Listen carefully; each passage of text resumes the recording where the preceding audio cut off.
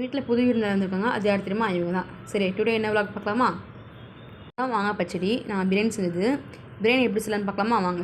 First வந்து ஒரு பாத்திரத்தை அடுப்பில் வச்சிடலாம். அது ஹீட் ஆகட்டும். அதில் நம்ம வந்து ஒரு கப்பாக வந்து ஆயில் போட்டுடலாம்.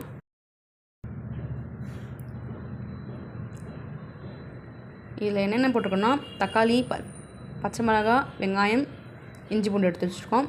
ஆயில் நல்லா ஹீட் ஆனோடனே நம்ம வந்து ஆனியன் அதில் சேர்த்துலாம்.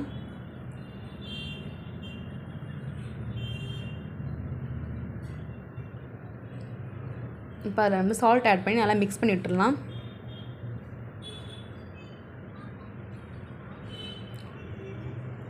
ஒரு 5 மினிட்ஸ் நல்லா மிக்ஸ் பண்ணி விட்டுருங்க. அது கோல்டன் ப்ரௌன் ஆகணும். அப்புறம் நம்ம வந்து கொத்தமல்லி இப்போ வாஷ் பண்ணி எடுத்து வச்சிட்டோம். அதுக்குள்ளே நீங்கள் வந்து ஒரு கேஜி சிக்கன் எடுத்து வச்சுட்டோம். நம்ம பிரியாணிக்கு தயிர் ஆட் பண்ண போகிறோம். அது கோல்டன் ப்ரௌன் ஆச்சு நல்லா பார்த்துட்டு நான் மிக்ஸ் பண்ணி விட்டுருங்க. இப்போ அதில் ஜிஞ்சர் கார்லிக் பேஸ்ட் ஆட் பண்ணி நல்லா மிக்ஸ் பண்ணிக்கலாம். 2 மினிட்ஸ் நல்லா கிண்டி வச்சுருங்க.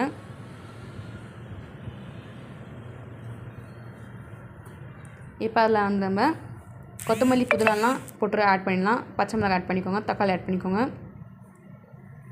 நல்லா மிக்ஸ் பண்ணிவிடுங்க. ஒரு 5 மினிட்ஸ் நல்லா மிக்ஸ் பண்ணுங்கள். அதில்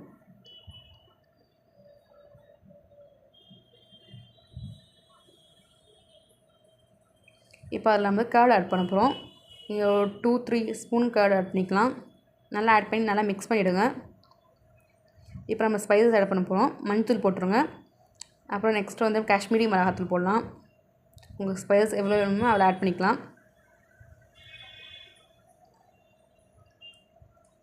அப்புறம் பிரியாணி மசாலாவும் ஆட் பண்ணிக்கலாம். நல்லா டேஸ்ட் கொடுக்கும் பிரியாணி மசாலா ஆட் பண்ணால்.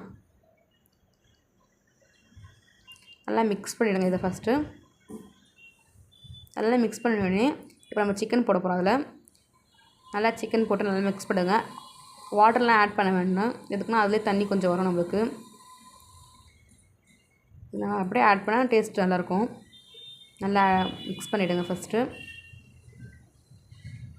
இப்போ நம்ம சைடில் வந்து வாட்டரை வந்து ஹீட் பண்ணிக்கலாம். அதுக்கு இப்போ இதுக்கெலாம் சீக்கிரமாக குக் ஆகிடும். அதனால தான் சிக்கன் நல்லா வெந்துடுச்சு. அதுக்குள்ளே பார்த்தீங்கன்னா தெரியும். ஆஃப் குக் ஆனோடனே நம்ம என்ன பண்ணணும்னா இப்போ அந்த வாட்டர் வந்து இதில் போட்டுடலாம்.